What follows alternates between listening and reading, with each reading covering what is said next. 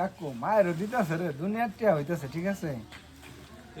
তাহলে এই ঘর এই যে এটা ওটা মেলাটা এটা হ্যাঁ এটা মেলাটা ওটাম না এটা? ওটা হ্যাঁ ওটা এই উড়া কাকু এই দোকানে বেচা কিনা নাই না, এই যে এত রাজার নাগাল চলেন কেমন এত দোকানে বেচা কিনা নাই, কিছুই নাই, দিন বেড়ে খালি মোবাইল টিভি বুঝি না।